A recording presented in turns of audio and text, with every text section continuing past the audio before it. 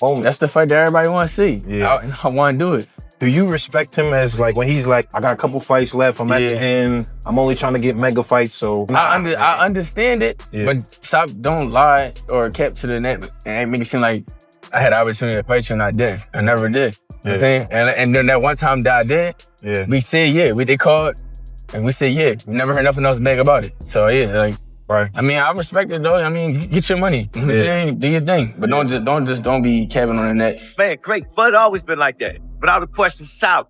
You know what I'm saying? South. You think there's anything left for him, coach, or is it time for Bud to move on? Or I'm trying to figure out who he gonna fight next. 160, you can see him fight 160. I wouldn't do nothing crazy. He looked at excellent. Hey, Blake Islam, man. He looked at excellent. Is there anybody the most from No, I'm trying to figure out what their team gonna do next. I want to see what's He's next. talking about 160, coach. I mean, the only thing down there is maybe like a middleweight tournament, 2 fights undisputed, something like that. But if not that, then what for Bud? Who?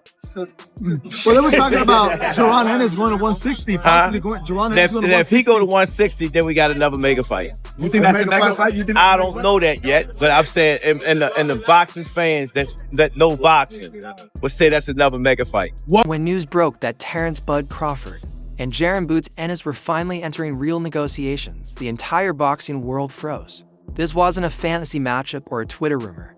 This was the closest we have ever been to. The fight fans have demanded ever since Crawford shocked the planet by moving up to 168 and taking every belt off Canelo Alvarez.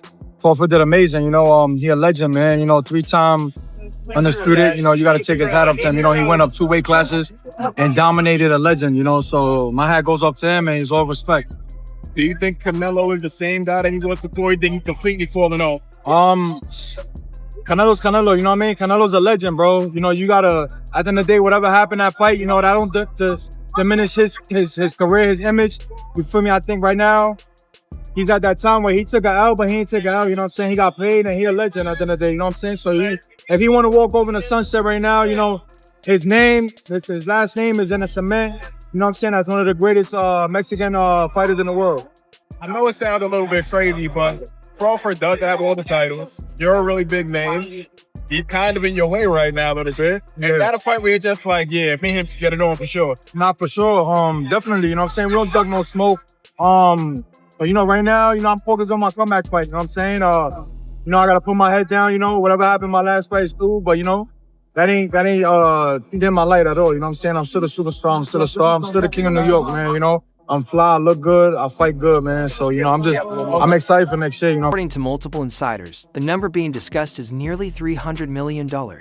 A number reserved only for era-defining super fights where the entire world stops to watch. This isn't just another boxing event. This is history being written in real time, and everyone knows it.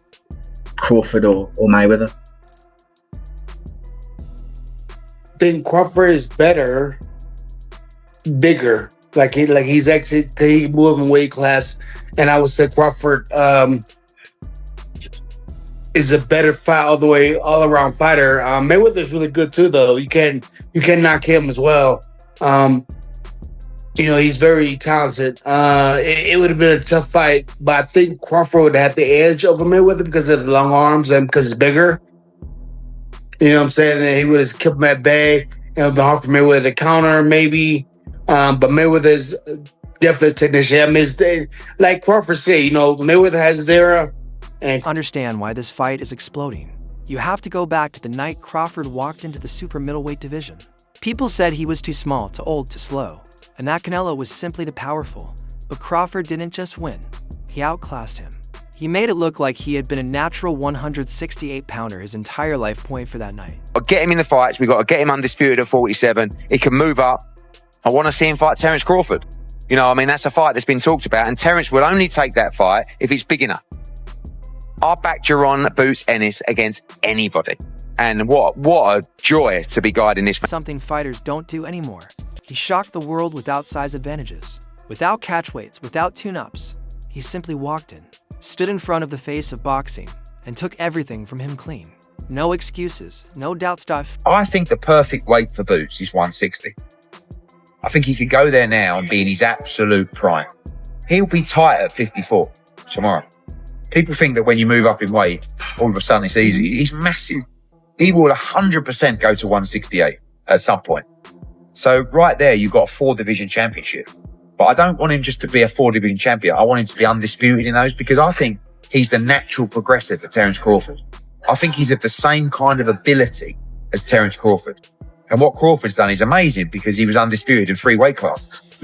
Yeah, you got to prove it in a ring. Of course you have. It's very well me saying it. But you've got to prove it in a ring. But you've also, people know in boxing.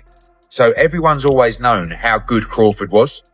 But it took him a long time to get the opportunities to prove it. We've got to make sure that we're not 36, 37, 38 when we're getting those opportunities. Because if Boots can get it at 29, 30, he's going to be around 34, 35. He lives a clean life.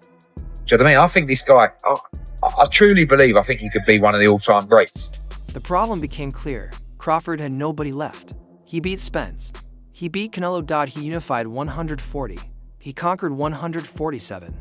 Then he took over 168. There was no real challenge left, except one name that refused to disappear. Boots Ennis, the undefeated destroyer.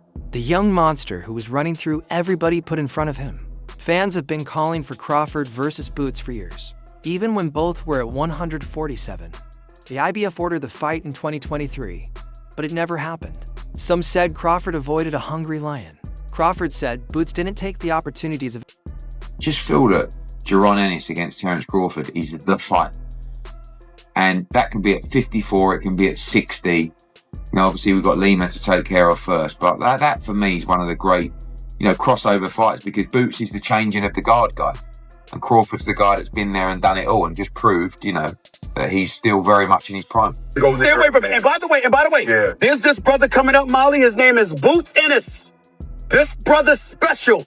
You don't want to go in the ring against after that beating. Molly, it was so bad. I swear to y'all, I am not exaggerating. Yeah. You know how I got all of them. Very, very talented. He's unproven, but he's very talented. Yeah. The eye test tells it all. He's got the it, but we haven't seen him against any elite fighter. We've never seen him tested. So until then, we just going to keep saying, Boots, Boots, Boots, until he meet that fighter that's going to test him. Is now you got Boots Ennis in your weight class. Definitely. What do you think about him? It just don't make sense right now in my career. Like I said, especially money-wise, don't nobody really know Boots, but I'm looking for bigger and better challenges like Canelo. You're just looking for the big ones. Yeah. The big fish. Yeah. Fish fry. That definitely. Them the guys I'm looking for, That a fight that you would be interested in? Nah. Well, Boots and Crawford, that would be one of the biggest fights in history, man. You know what I mean? When it comes to styles. They both have beautiful styles, man. You know what I mean? They both switch, and they both can do it all. You know what I mean? Crawford will fight you. He just showed everybody he'll fight you too. Boots will fight you inside and outside. When you got heart like that, that's what you do. And Crawford does the same thing, so. Boots leveled up. Suddenly, analysts realized something. Boots wasn't just winning. He was looking like a younger version of Crawford. A matchup again. And Eddie Hearn said something that changed everything. Tell me a fight other than Ennis versus Crawford that you would want to see. Boots is younger. He's fresh. He's not past his best. Translation: if Bud wants a real test, it's Boots.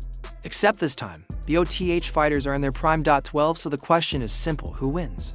The legend with perfect timing and flawless IQ, or the young monster ready to take over the sport? 13. Drop your predictions in the comments. And don't forget to like the video and subscribe to Fight Field. I'll catch you in the next one.